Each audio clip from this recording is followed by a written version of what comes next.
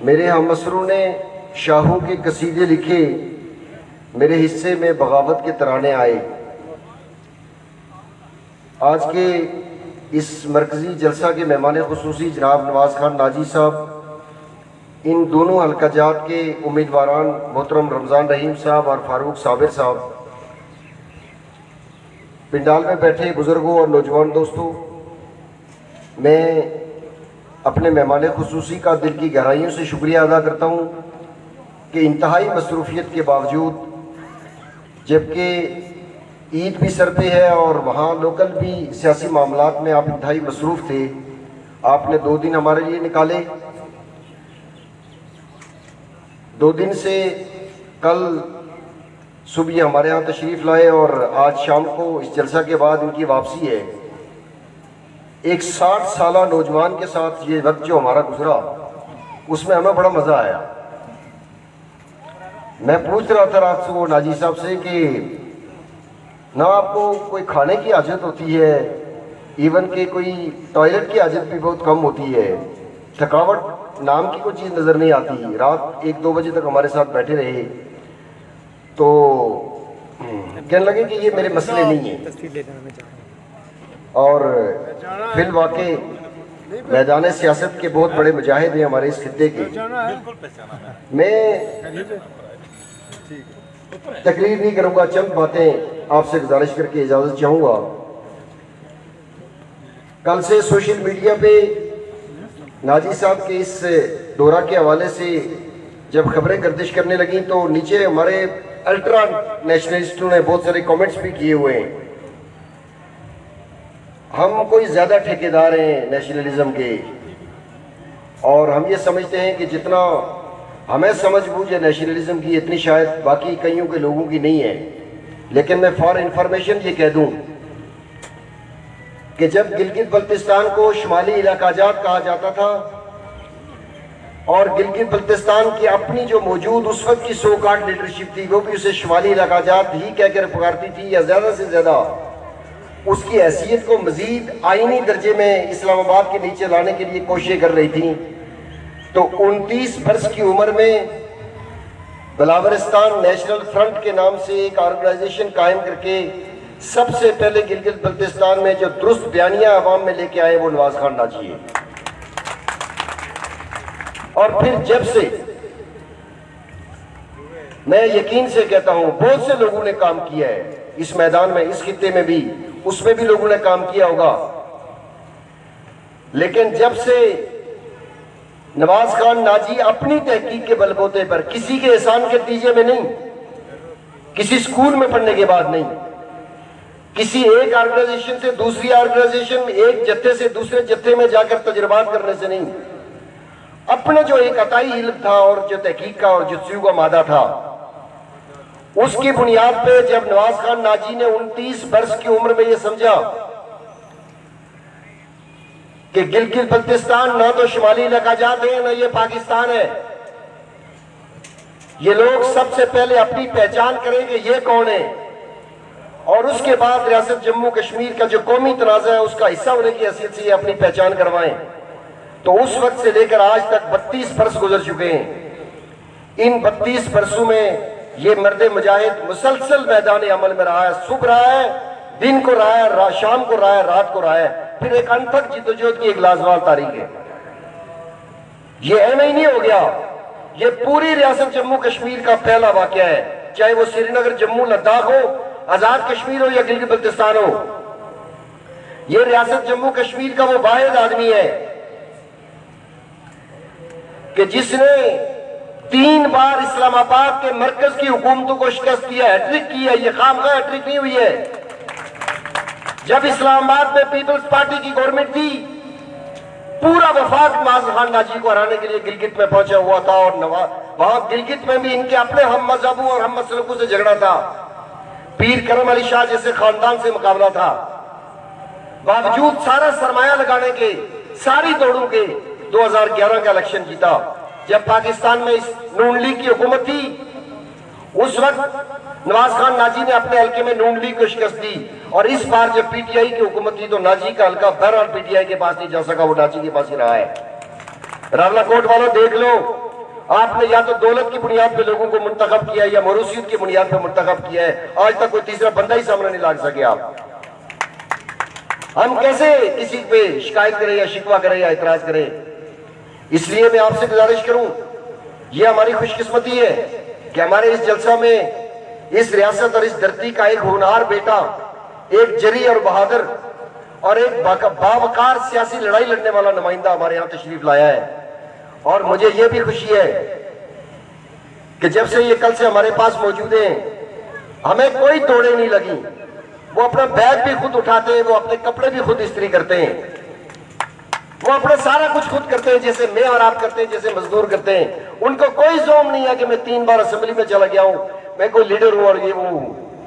और अक्ल शऊर का हाल ये है कि इनके पास बैठिए, कभी बैठ के ज़हनों के दरीचे खोल के सुनिए। जियोग्राफी हो, हिस्ट्री हो, सियासत हो, मईशत हो, एक पूरा जहान है। खामखा का कोई प्रोटेस्टर नहीं लाया हमने। मैं इसको एहतियाज करने वाला जो कभी कभी सोशल मीडिया पे भी हमें इनके जज्बात नजर आते हैं, वो नहीं है। सच्ची बात यह है कि मैं एक बात आप दोस्तों से अर्ज कर लूं कि हमारी पार्टी की एक खूबी जरूर है, कोई और हो या ना हो मुझे नहीं पता, लेकिन हम जब भी अपने से ज्यादा समझदार, पढ़ा लिखा, अक्लमंद आदमी मिलता है, हम उससे सीखने के लिए बैठ जाते हैं। हमें सिखाने का शौक कम है, हमें सीखने का शौक ज्यादा है। और हमारे यहाँ कुछ रिवाज ज्यादा है कि किसी ने 4 जुमा 8 दिन भी लगाए हो तो वो चाहता है मैं जल्दी जल्दी किसी को सिखा लूं। और इसका नतीजा फिर ये होता है कि सारी जिंदगी इसी तरह रहता है, ना सीख पाता है ना सिखा पाता है। सो नाई साहब, मैं रावलाकोट की धरती पे आमद में आपको खुश आमदीद भी कहता हूँ, आपका शुक्रिया भी अदा करता हूँ। और आपके तवस्सुत से हमारे भाई और आपके अजीज, आपके इलेक्शन कैंपेन में बहुत बड़ा काम भी किया शफकत इनकलाबी ने। शफकत चूंकि हमारे दोस्त है बहुत अच्छे और एक बहुत घात सियासी वर्कर हैं, एक अच्छे साहिब मुताला आदमी है और रियासत जम्मू कश्मीर के मुकदमे में मैं कहता हूं कि सनद की हैसियत रखते हैं। उनके साथ की हमारी कोऑर्डिनेशन रही आपके जिम्मन में। आप चूंकि बहुत मसरूफ भी रहे हैं, अगरचे डायरेक्ट आपसे टाइम मिला, लेकिन शफकत ने इसको यकीनी बनाने के लिए आपको मजीद तैयार भी किया शायद कि आपको वहां जाना चाहिए। मैं आपके तवस्सुत से शफकत इनकलाबी का भी शुक्रिया अदा करता हूँ, BNF की पूरी तंजीम का कि जो कल से हमारी तशहीर BNF के अपने पेजेस पे वहां कर रही है। मैं आपकी पूरी पार्टी के कारकुनान का शुक्रिया अदा करता हूं। और एहलियान रावलाकोट, आपसे एक गुजारिश करना चाहता हूं, ये मेरा जाती मान है, ये मेरा जाती फख्र है और मेरे तंजीम के हर दोस्त का फख्र है कि जो 2 नुमाइंदे रावलाकोट और अली सोजल के हल्के से हमने सामने लाए। मैं ये बात बतौर फख्र के कह रहा हूं, मैं आज पार्टी प्रेसिडेंट हूं, लेकिन मैं यकीन से कहता हूं, दिल की गहराइयों से कहता हूं कि ये दोनों आदमी मुझसे बहुत ज्यादा बासलाहियत हैं, मुझसे बहुत ज्यादा काबिल हैं, लेकिन सिर्फ मुझसे ज्यादा काबिल लोगों का अहम बात नहीं है। मैं चैलेंज करके कहता हूं कि इन दोनों हल्काजात में आप फारूक साबिर और रमजान रहीम का मुतबादल ला के दिखा दें जो इनके मद्दे मुकाबले इलेक्शन लड़ते हैं, मैं मान जाऊंगा आपको। ये मैच इसलिए इलेक्शन नहीं लड़े जा रहे कि हम नेशनलिस्ट हैं, ये मैच इसलिए इलेक्शन नहीं लड़े जा रहे कि हम एक पार्टी है लिहाजा हमें इंट्रोड्यूस होना है, ये मैच इसलिए इलेक्शन में नहीं भेज रहे हम दोस्तों को कि कोई जाती एडजस्टमेंट और जाती तशहीर का मसला है। बात यह है कि किसी बाज़मीर, किसी बासलाहियत आदमी को असेंबली में भेजने की कोशिश करें। जब तक किसी बाज़मीर और बासलाहियत आदमी को, बाकिरदार आदमी को आप असेंबली में नहीं भेजेंगे तो इन बदबूदार किरदारों के नतीजे में कोई आपको पहाड़ी पकड़ा कहेगा, कोई आपको ये कहेगा कि सूबेदार आपको कान से पकड़ के बाहर निकाल लेता है, कोई आपको 2 टके की बातें करेगा, जूते उछाले जाएंगे। जूते तो फारूक साहब ने दुरुस्त कहा, रद्द-ए-अमल में उछाले जाते हैं, लेकिन महज जूते उछालने से भी, महज जज्बात से और महज रद्द-ए-अमल से भी कोई नतीजा नहीं आना। इधर से नतीजा आएगा, सबसे पहले इधर से स्ट्रांग आदमी को असेंबली में भेजने की कोशिश करें। मैं सही बात आपको बताऊं, हादसों पे हादसे हुए ना इस्लाम हमारे साथ, और हादसे पे दर पे हो रहे हैं, और किसी बड़े हादसे की तरफ बकौल आपके हम सफर कर रहे हैं। पता नहीं क्यों नहीं सीख रहे हम। वो किसी ने कहा था कि कौन सीखता है सिर्फ बातों से, सबको एक हादसा जरूरी है। पता नहीं उन सब में हम आते भी नहीं है या नहीं आते हैं यार। हमने कोशिश की हम बातों से एक दूसरे को सिखा ले, नहीं सिखा सके। दुनिया में हादसात रूनुमा हुए, हमारे रीजन में हादसात रूनुमा हुए, हमारी कौम के साथ हादसात रूनुमा हुए, हम हादसात से भी नहीं सीख सके, आखिर कब सीखेंगे? दौलत और मोरूसियत की बुनियाद पर इलेक्शन में आने वाले लोगों को मुस्तरद करने की रीत डालिए। पुण्याल के जिस शेर किले का शेर जवान नवाज खान नाजी है, असल में मसला ये है, मैंने इनको कहा भी था लेकिन ये अपने बारे में बात करते नहीं है, मिजाज नहीं है इनका। ये छोटी छोटी जिस डेवलपमेंट की आप बात करते हैं, ये तनहा अपोजिशन में है, ये मुत्तहिदा अपोजिशन में भी कुछ कॉमन इश्यूज पे जाते हैं, वरना इनकी सारी परवाज तनहा है, इनको बड़ी बड़ी चीजें ऑफर हुई हैं। लेकिन आज भी डेवलपमेंट के हवाले से गिजर में 3 कंक्रीट के पुल सिर्फ नवाज नाजी ने बनाए, बाकी 28,000 मरबा मील में 3 कंक्रीट के पुल नहीं है। और आपको पता है कि किसी एमपी एमएलए के पास कंक्रीट के पुलों के पैसे नहीं होते, वो बजट नहीं होता, लेकिन काम करवाने पड़ते हैं। मैं रात दिन को पूछ रहा था, ये कहते हैं काम करवाने पड़ते हैं। और मैं यकीन से कहता हूं दोस्तों, फारूक साहब कल आपने परंदरी में कहा कि नाजी साहब के साथ सैकड़ों लोग मिटने वाले हैं। मैं इजाफा करते हुए कहूंगा कि सैकड़ों नहीं है, हजारों हैं। क्यों हाथ नहीं डाल सकती जीबी की इस्टेब्लिशमेंट और इस्लामाबाद और रावलपिंडी की इस्टेब्लिशमेंट रावला कोर्ट पे बैठ के मेरे इन कानून ने सुना है, मैंने खुद सुना है अपने ही दोस्तों से कि नाजी कैसे असेंबली में पहुंच जाता है। यार कोई मसला तो है, कोई सेटलमेंट तो होती होगी कहीं। इसलिए कि हमने मज़ाहमत के नारे चौकों में मारने सीखे, हमने अवामी मज़ाहमत की बुनियादें रखने का सोचा ही नहीं है कभी। अवाम से बड़ी ताकत कोई नहीं होती, याद रखिए। हम किसी एजेंसी के बलदार को से हाथ मिला लें तो सोचते हो अल्लाह से भी एजेंसी लगी नहीं हो, और कोई एजेंसी नहीं लगती। पूछ ले नाजी साहब से कितनी बार गिरफ्तारी के लिए लोग आए, खवातीन घरों से निकल पड़ी, मर्द घरों से निकल पड़ेगा, हम दरिया में छलांग लगा लेंगे, नाजी को हाथ नहीं डाला जा सकता। हम खुदकुशी कर लेंगे, नाजी को हाथ नहीं डाल सकते। चुनांचे एफआईआर होने के बावजूद, मुकदमात होने के बावजूद, इवन के कोर्ट्स में केस होने के बावजूद, और ऐसा मामला होने के बावजूद कि खुद एजेंसियां समझती हैं कि इस केस को रफा दफा करें, यार इस नाजी से जान छुड़ाएं, कहीं उनके बस की बात नहीं है कि इनको हाथ डाला जाए। वजह क्या है? वजह यह कि अवाम में, वजह यह कि अवाम के दुखों और दर्दों में शरीक है, इनके और अवाम के जख्म एक है, दुख एक है, दर्द एक है। इसलिए हम इस इलेक्शन में इसलिए आए कि हमने अमली सियासत का आगाज किया है।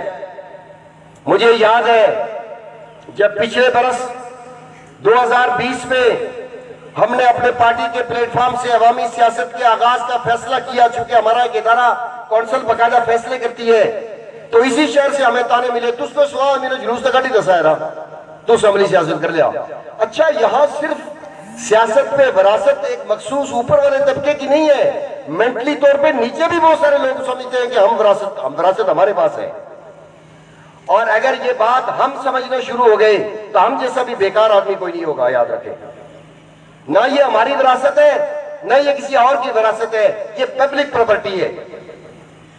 पब्लिक में जब भी कोई आदमी पूरे इखलास के साथ, पूरे शऊर के साथ, पूरी कुव्वत और ताकत के साथ अवाम के हकीकी इश्यूज को लेकर, कौमी आजादी का मुकदमा लेकर अवाम में निकलेगा तो उसे कभी नाकामी उसका दरवाजा नहीं देख सकती। हाँ, कामयाबियां भी जल्दी जल्दी नहीं मिलनी चाहिए, हम जल्दी जल्दी किसी कामयाबी के ख्वाहा भी नहीं है। दुरुस्त फरमाया नाई साहब ने कि हार के जो जीत होती है उस जीत का मजा कोई और होता है। बात यह है कि अभी तो हमने खुद कुंदन बनना है, अभी तो हमने खुद पट्टी में चलना है। लेकिन ये ऐड करते हैं कि हम नाई साहब आपका ये मान जरूर रखेंगे जो आपने इस स्टेज पे आज खड़े होकर कहा है कि ये गारंटी जरूर है कि ये आवाम के अंदर खड़े रहेंगे। मैं अपनी पूरी पार्टी की तरफ से ये यकीन करवाना चाहता हूँ हरियाणा रावला कोट कि हम पूरी कुव्वत और ताकत के साथ अवाम में खड़े रहने के लिए आए हैं, चाहे वो अवामी बुनियादी जमहूरी हुकूक का मामला हो या कौमी आजादी और वहादत का मामला हो। हम इंशाअल्लाह अजीज अब अवाम के शाना बशाना खड़े होंगे। हाँ नाई साहब आपने बात कर ली, मैं ये बात इस पे भी तबसरा कर लूं, दुरुस्त बात है, बाइकाट होते हैं, बाइकाट एक पॉलिटिकल अमल है, एक पॉलिटिकल प्रोसेस है, लेकिन बाइकाट से पहले अपनी हैसियत मनवाई जाती है कि किससे बाइकाट कर रहे हैं और क्यों कर बाइकाट कर रहे हैं और कितने दर्जे का बाइकाट कर रहे हैं। यह जरूरी है। मैं कदर की निगाह से देखता हूं उन दोस्तों को, एहतराम की निगाह से देखता हूं उन दोस्तों को कि जो दोस्त ये समझते हैं कि डूंग इलेक्शन है, ये इस्लामाबाद के पेरोल पे लोग यहां इलेक्शन लड़ते हैं, ये दुरुस्त बात है और इससे हमें कोई फायदा नहीं मिलने वाला। लेकिन इससे पहले सबसे पहला बुनियादी तकाजा यह है कि इसी इलेक्शन में आके लोगों को सबसे पहले तैयार किया जाए। मैं यकीन से कहता हूं नाई साहब, एक आदमी पोलिंग बूथ में जाके आपके निशान पे जो स्टैंप लगाता है और एक आदमी नाराज होकर घर में बैठा हुआ है, इन दो में बड़ा फर्क होगा। वो जो घर में नाराज होकर बैठा है उसके वहां कोई अहमियत ही नहीं है इसकी, और जिसने स्टैंप लगाई होगी उसने गोया अपने दिल पे स्टैंप लगाई होगी कि मैं इस अमल के साथ वाबस्ता हूं। इसलिए ये वाबस्तगी का इजहार है। मैं स्टैंप नहीं होती, नाराजगी नहीं होनी चाहिए, बाइकाट होना चाहिए और फिर उसकी मूवमेंट होनी चाहिए पूरी। हम मूवमेंट नहीं बना सके, कितने बाइकाट कर चुके, शुरू से बाइकाट किया जा रहा है, लेकिन इसको एक मूवमेंट बनाया जाता तो शायद हम भी आज ये कहते कि बाइकाट। लेकिन मैं एक बात अर्ज करता हूं, इस मुल्क में इंतखाब के जरिए से कोई बात बनने वाली नहीं है। यहां एक इनकलाब की जरूरत है, यहां एक बहुत बड़ी बगावत की जरूरत है। लेकिन कोई बड़ी बगावत और कोई बड़ा इनकलाब छोटी छोटी कश्मकशों के बाद ही आता है। छोटी छोटी कश्मकश से किनारा कश रह के नहीं आता। सबसे पहले लोगों में कश्मकश तो पैदा करें,